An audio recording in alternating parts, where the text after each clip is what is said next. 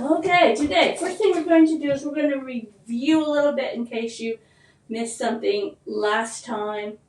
Last time we talked about fusible applique, and we learned to trace the pattern onto fusible web first and cut it out with a little bit extra around the edge, all the way around. You fuse the pieces then to your appropriate fabrics. And for our turtles, we fused one fabric got the shell, one fabric choice got the head and legs and the legs. And this middle fabric, we didn't put any fusible on, but you can, it won't hurt. If you do put fusible on the center fabric, then make sure that you window it, cut out the center part, but it shows you in the pattern so that you don't have too much fusible. Fusible is great, but we mainly want it around the edge of whatever we're working on. It has to be around the edge so that it won't peel up if your quilt gets washed, if it gets worn. We want the fusible on the very edge, and it also will allow you to do your stitching around there nice and neatly. Okay, so we've got our fusible, we arranged them, we fused them to the background. The background fabric, we hopefully pressed it well, put a little bit of starch or a little bit of, what's the other stuff called? Best press, spray starch, or spray sizing. Any of those will work, and mainly we want the background, but we want the block to be kind of stiff, a little stiff. So, I started out, and I did one whole turtle. So he is done and ready. And then I did another turtle, but then I stopped at the end so that I could show you how we get rid of the threads at the end. But today I have my last of the 3 turtles, and I'm going to use it to show you how we get started. And hopefully we can get parts of this done. I don't know if I'll get it all done. For fusible applique, we're going to be using the blanket, or some people call it the buttonhole stitch. Oftentimes, I call it the buttonhole stitch when I'm talking to people, and people will look at me like, what? It's often referred to as the blanket stitch also. But if you're of an age and you used to do buttonholes with the buttonhole stitch, that's just what I always refer to it as. So, in order to do the buttonhole stitch, what we need to do is set up our sewing machine. So, we're going to do a couple things to set up. I'm going to move this over here so it's not in the way over there in case somebody wants to see something. We have to, first of all, make sure, and that's why I have this camera sitting right here so that you can see it. This is my throat plate. When I'm doing regular sewing, I usually have a throat plate that has let me take this off of here.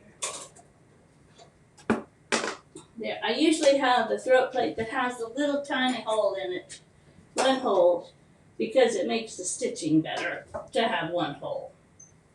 But for doing any sort of a zigzag or a other decorative stitch, when you're moving the needle back and forth, you can break a needle really quickly if you have that one hole.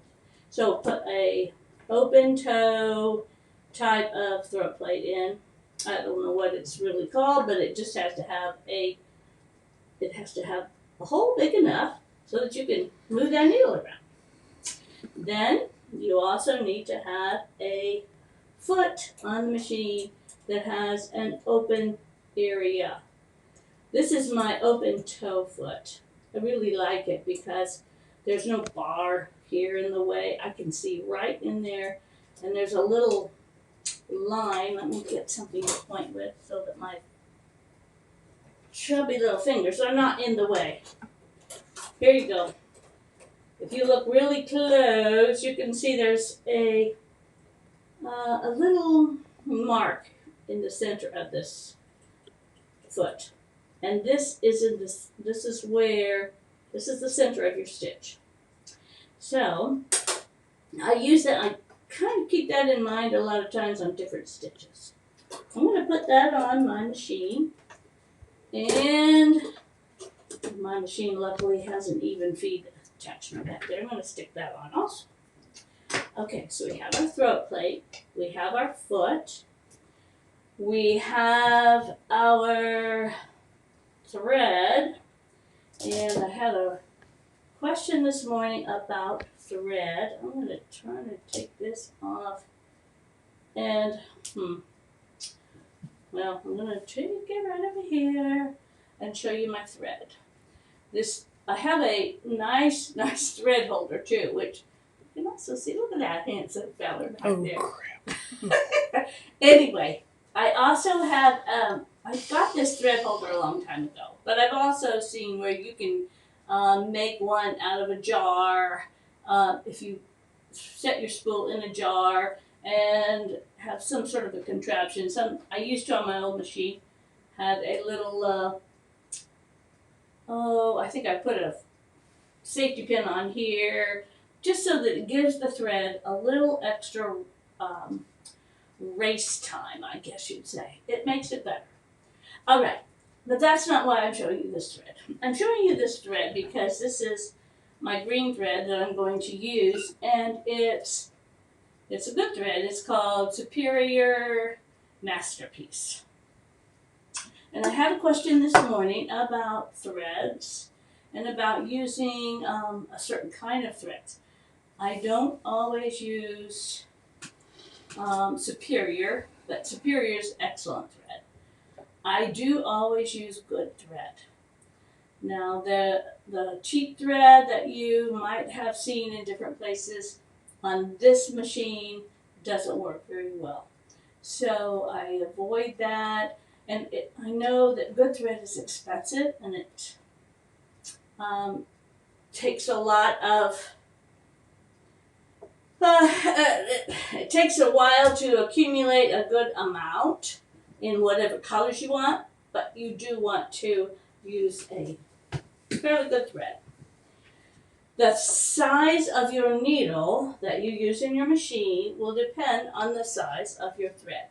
This green thread that I have here is a 50 weight. It's pretty thin, so I'm going to put it in, and since I have a 50 weight thread, okay, get it there. I am going to use a 80-12. I always use a top stitch needle just because I like the fact that it's got a big hole. If it goes up and down. I use it for quilting. I also use it for this. So I'm going to thread my machine and my camera on.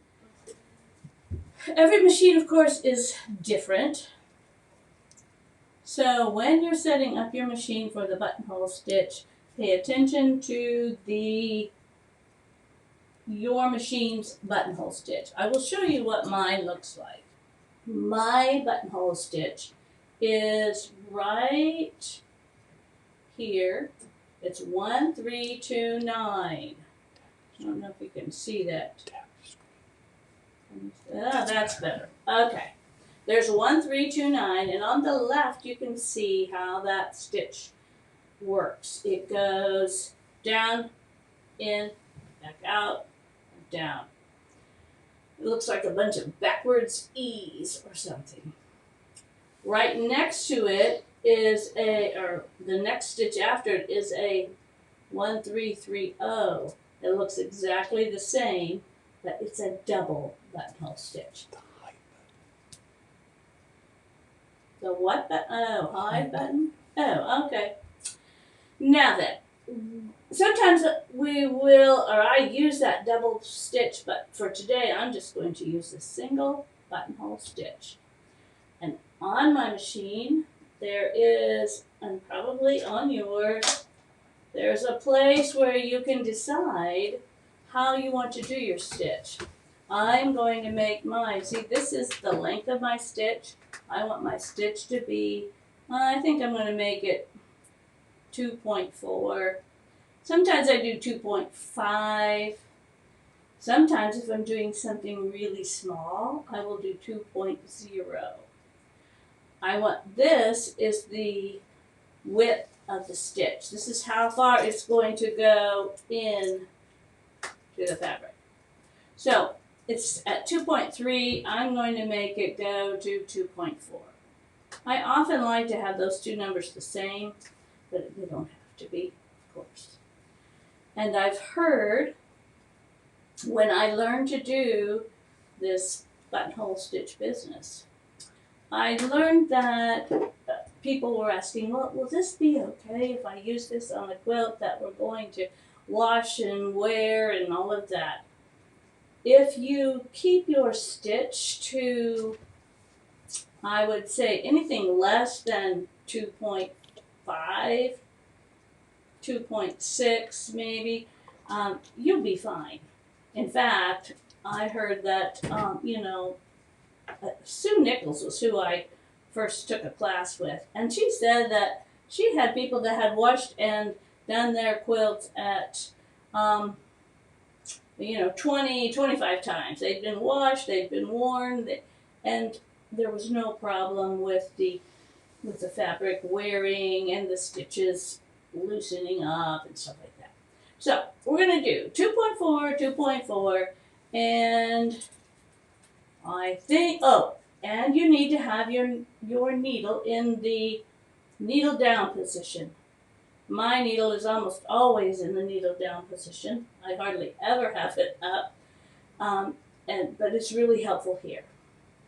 When I start on the turtles, the way that I found it was easiest was I started on the left side, and I started stitching here and around and over to here, and then we're going to go around here and around.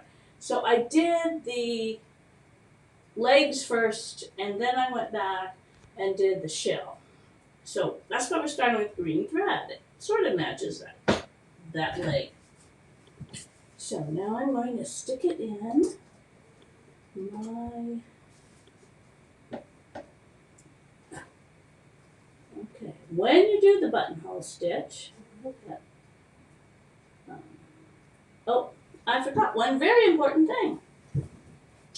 See where I have this set up so that the middle of this little pointy, this little center line is right where the edge of my foot is. The edge of the turtle foot is. It's right there. See where the needle is? The needle is right there also. I'm not going to start in the center though. I am going to move my needle over to the far right side of the foot. Can't go any farther. See where the needle is now? It's way over here. So when I put it down, it's going to go right out in the middle of space there. That's not where I want my foot to be.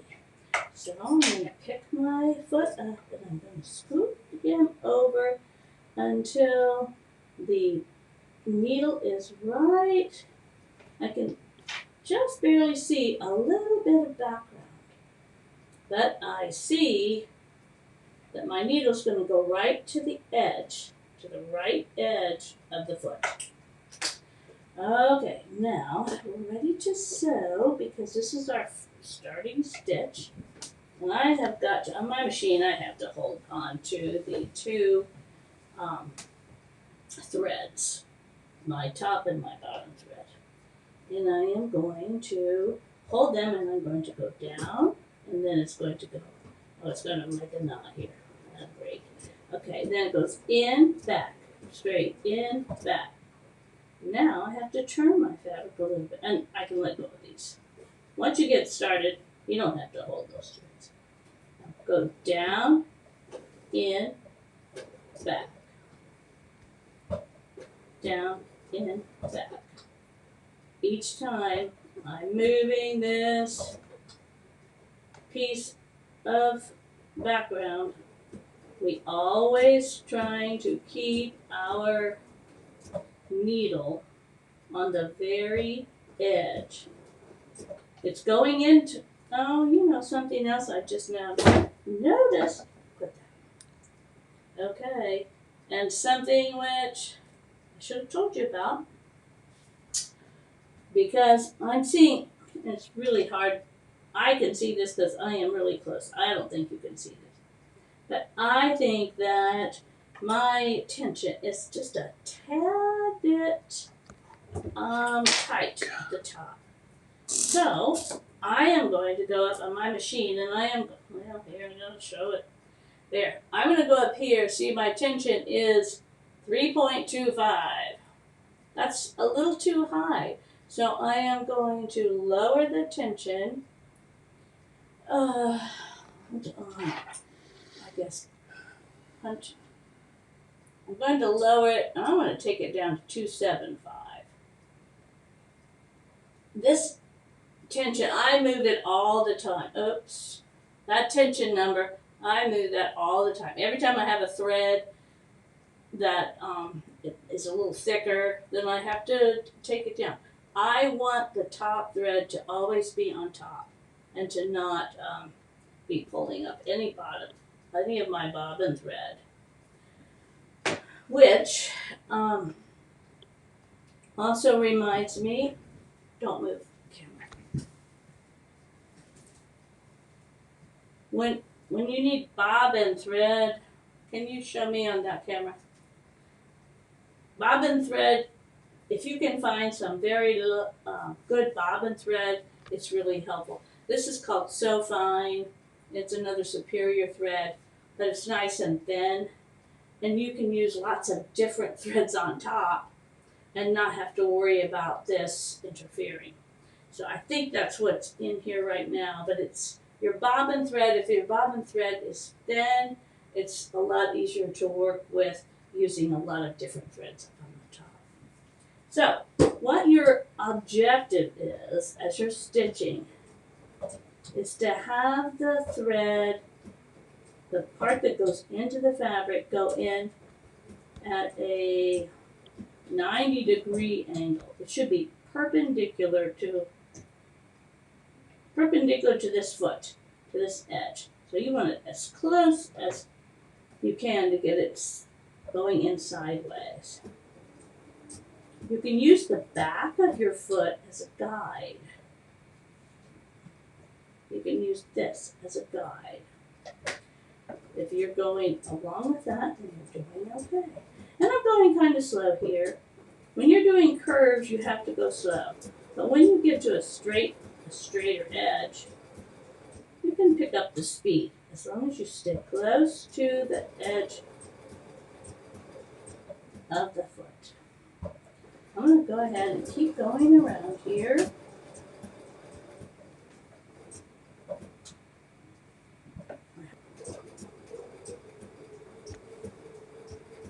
It's usually easier if I use both hands. We'll just use them.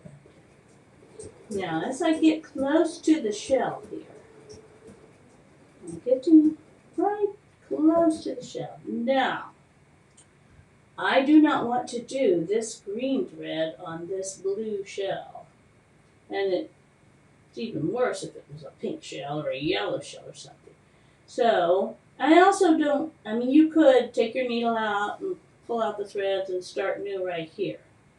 But when I was doing these, I found out that I could nicely, without too much trouble, switch to another stitch. So I'm not going to show you on my machine, but I am going to switch to a straight stitch, and it's just like a regular sewing stitch. But remember, my needle is on the far right position, so I have to not only switch to my number one stitch, I also have to make sure that my needle is still on the right side.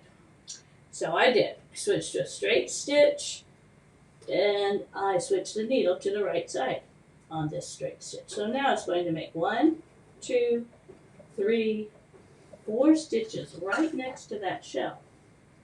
Okay, now I'm ready to go back to my other stitch. Did you anchor the stitch in the beginning somehow? Oh, good question, Susie. Okay, at the beginning, you can anchor the stitch. It works fine. And sometimes I do, but this was the first time I had my thread in, so on my machine it will automatically not sort of at the beginning. It's not a showstopper if you didn't, because we're going to take this threads to the back and we're going to tie a knot in them. So don't worry too much if you didn't. Okay, so we are right here. Oh, we're ready to go back. Now we have to go back to that buttonhole stitch. So on my machine, I just can punch that button, and it remembers that I was doing the buttonhole stitch. It remembers the size. It remembers everything, except for right now I'm seeing it's got a 2.5. It must not see it. Let's see. There. And it remembers that the needle is still on the right side. Thank you, machine, for taking care of all that memory stuff. All right, so now I'm going to go back to the buttonholes. There's 1, 2, and now we're going to just go around this little turtle's head.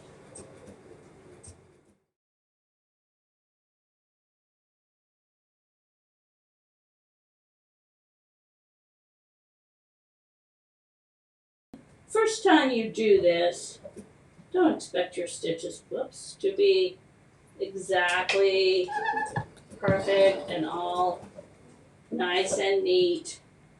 Some of them are going to be, a little slanted or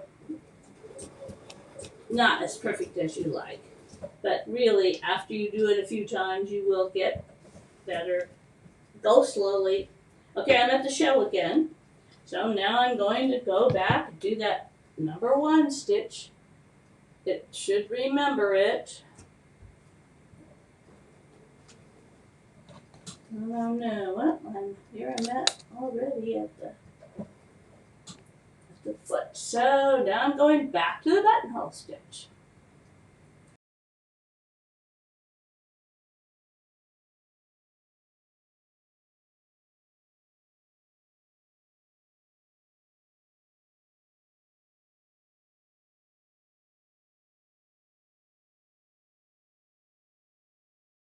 Now then, I'm at the end. I don't want to have to go all the way down here with a straight stitch. So I am going to take my needle out, lift my foot, and snip my stitches.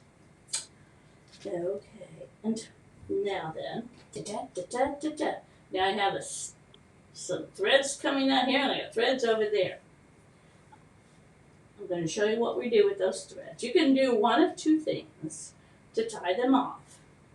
You can flip them over to the back, and this was the one I started with. Here's my bobbin thread. Well, since my machine knotted it, it's not going to pull through the top thread. But the other side will. You can pull it through the top thread. Let me show it to you.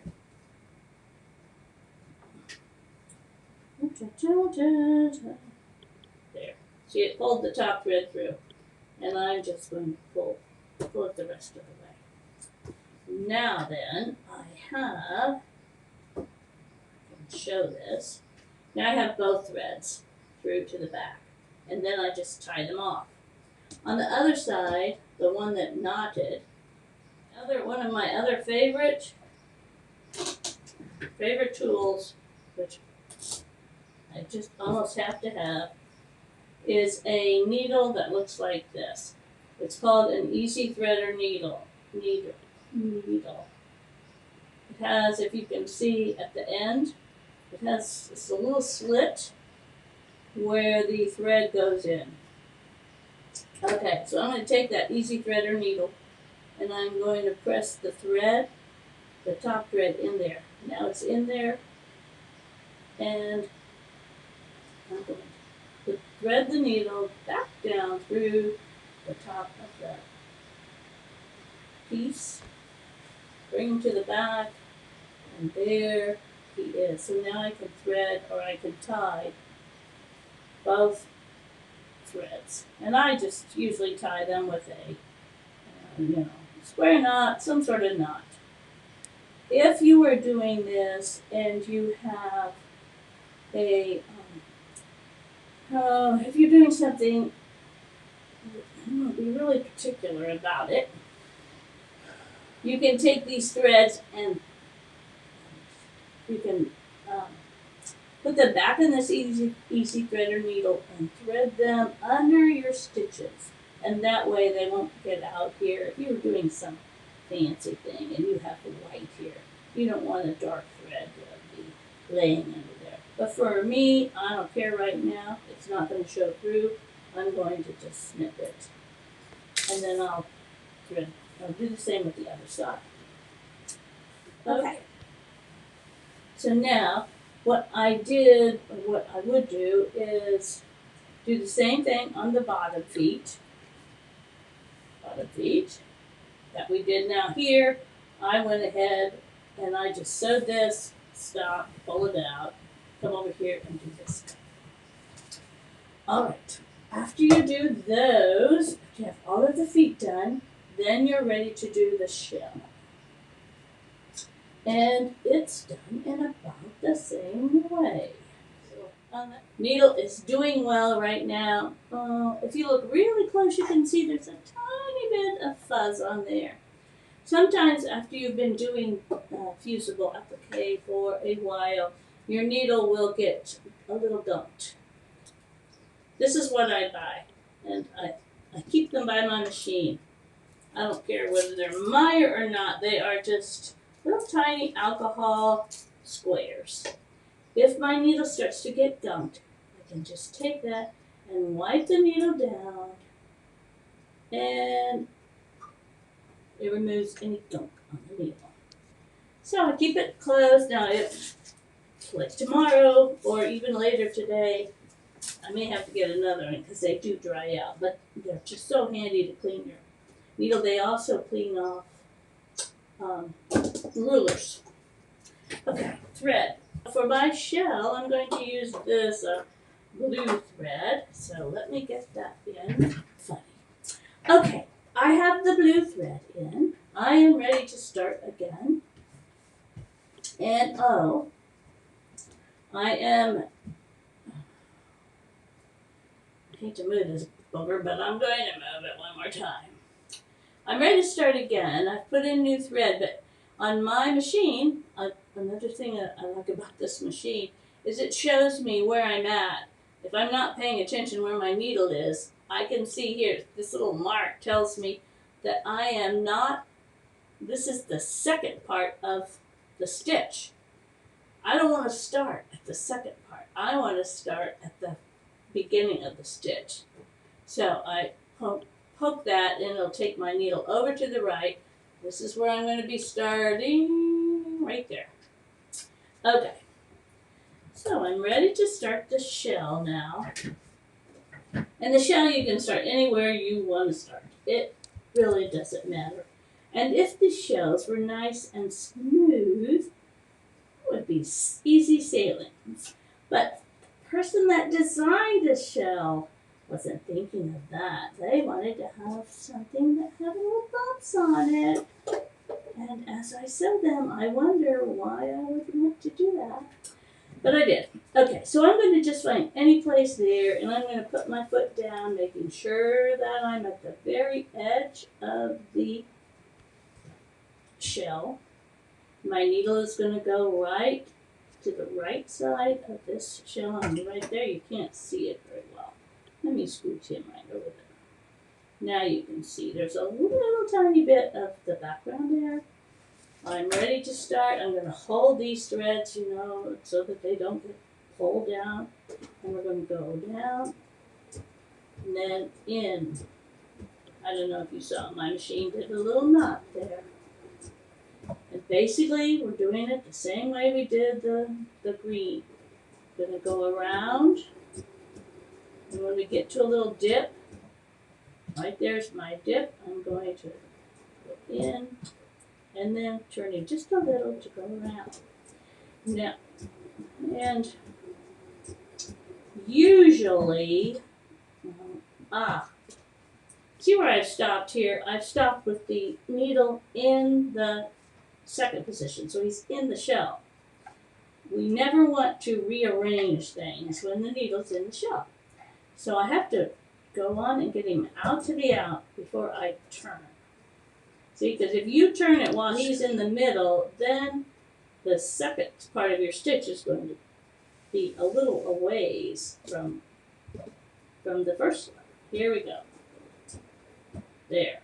Now, if I turn, it'll make my little sticky in part go right nice and straight. But if I go moving it right now, look where that stitch is going to go. He's going to go down a little bit. It's not going to lay right back on top of the one that I had. So, okay. The other thing is, on some things, and right now I'm looking out. The little valleys are coming at just the right spot.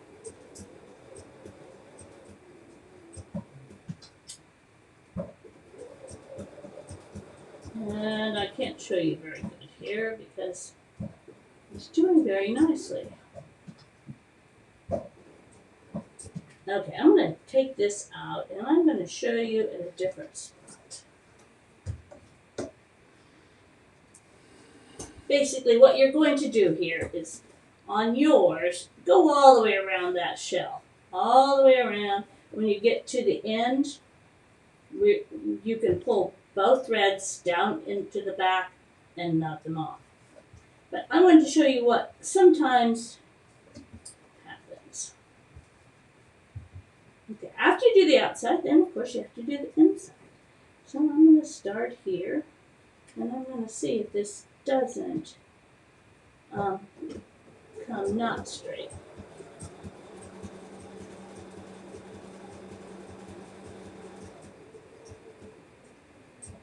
Well, that worked just exactly right. Okay, but it doesn't always.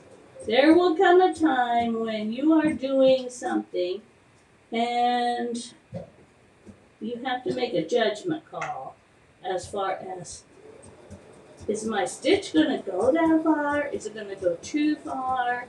So you just have to figure out. Let me see.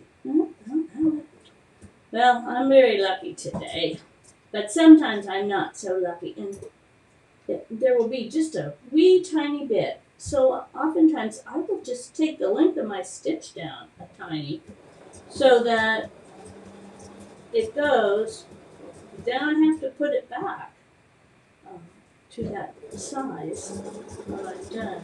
See if this will work.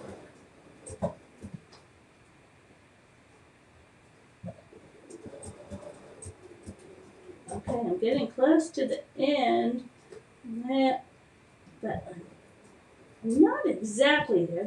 There's going to be a hole there. I don't think you could probably see that very well. There's a tiny little place where it might not cover. So I could just take my stitch down to instead of being 2.4, it's like 1 point there. And it went right into the corner. And then I usually take it back up right then so I don't forget. But the outside stitch is the same. Alright, so I'm done with that orange section.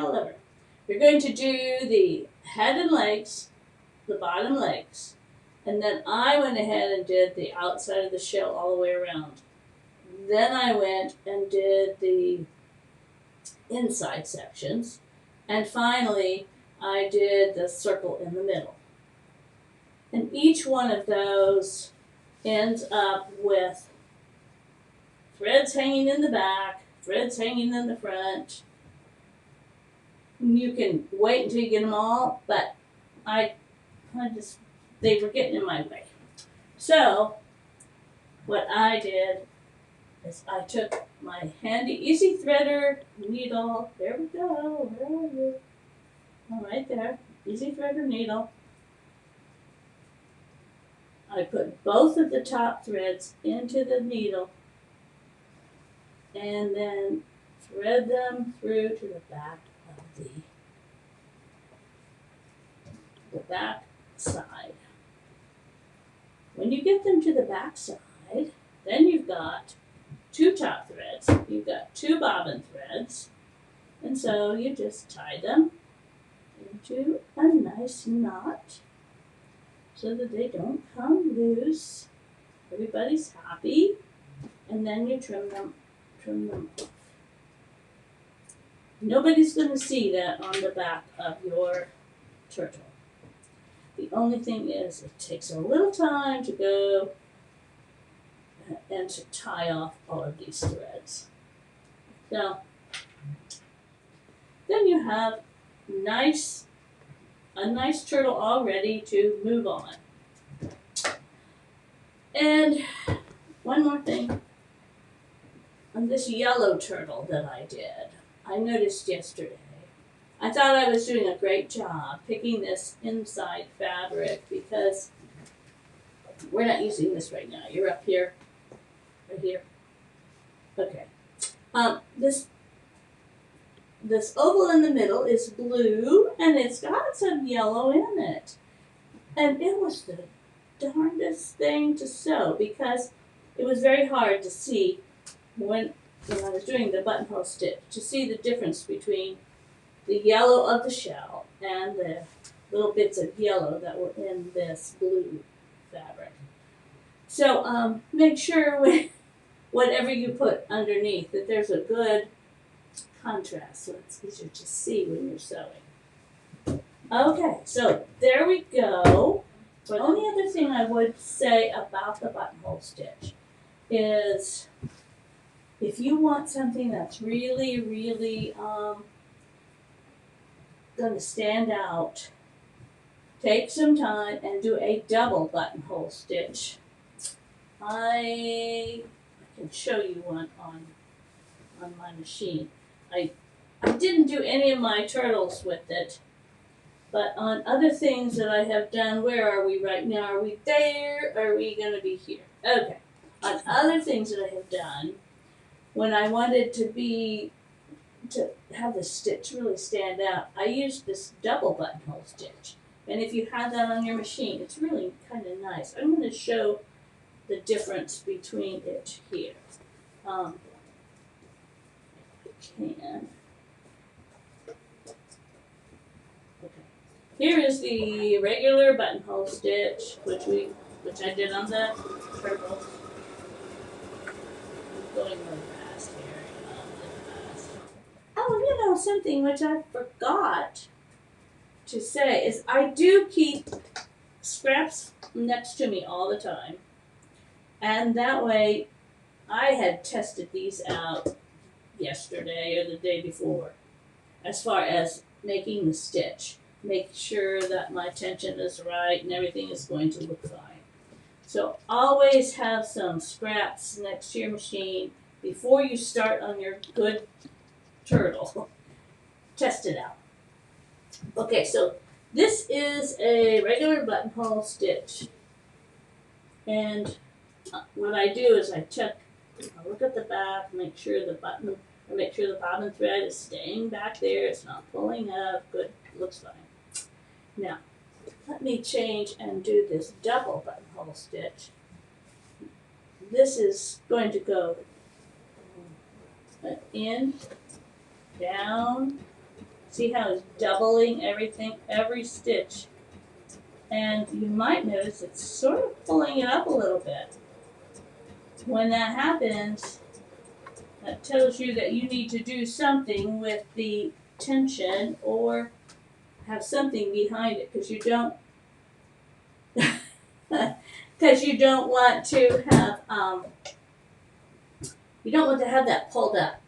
So I'm going to go to my tension. I'm going to take it down. I took it down about to 2.5. Let's see if that doesn't See how much better that is. It's not pulling up the underneath part. Also, if you're really using thick threads and you want, this isn't that heavy of a stitch. See how big that is and bold. But if you really want to do stitches that involve a lot of threads and it's going in and out a lot, then you're going to have to put something on the back of whatever it is that you're doing. You can put some interfacing on there, you can put a stabilizer, something like that will keep things from coming up. If you're doing a buttonhole stitch on a little pointy thing, like you're doing a little beak of a bird or a leaf that comes to a little point, then you're going to have to vary the width of your stitch and maybe the length of your stitch. So if you look, this is from my quilt Suburbia, and this little orange bird had a little beak. Well, I don't want to keep, I think my stitches were probably 2.0 or 2.2, I don't know.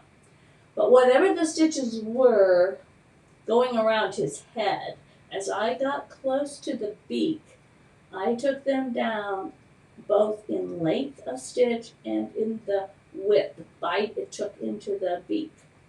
And so you might not be able to tell it very well, but just consider that when you're doing something that has a little point to it or it's very narrow, you don't want to have that stitch.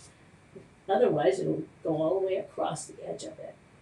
There's another bird here that has a similar beak. Is he here? Oh, there he is. He's a little blue bird. And again, I don't know if you can see very well, but we've tried to get it pretty big there. That bluebird has the stitches, I took them down and just until we got to the beak, and then after the beak, they went back to their regular size as before. So keep that in mind if you're doing something very tiny. If you're doing little tiny circles, then you're going to have to be taking it slow and making your stitches going all the way around. I brought one, there's one more here. This one doesn't have anything tiny on it, but it does show the stitches and it shows how you aim to have your stitches go nice and evenly and sort of perpendicular to the edge of the circle or whatever else that you're sewing down. That's the aim of the buttonhole stitch. I use this buttonhole stitch lots and lots and lots. I love it. Okay, move over a little, buddy. Okay, and I'm going to go through them real quickly. This ring around the posy has some applique in the flowers. Whispering leaves, the leaves are appliqued with the buttonhole stitch. Starry night, the only thing is the stars are appliqued. Barn dancers, those barns are, there are parts of the barns that are appliqued with the buttonhole stitch. The flower hugs, the little flower is, and the leaves use the buttonhole stitch. I use the flowers on purple mist are appliqued. The gift quilt, Howard's birthday quilt, Squiggles and Giggles, they all use this buttonhole stitch. Ferris wheel flowers, lollipops, 2 garden trellis.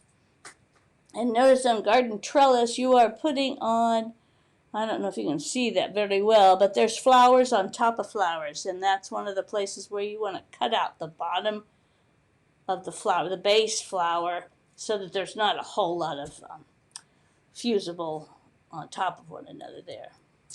Outhouse Symphony movement number 2. Those are appliqued.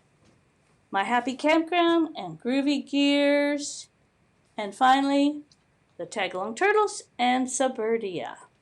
So lots of different quilts that have the buttonhole stitch. Right.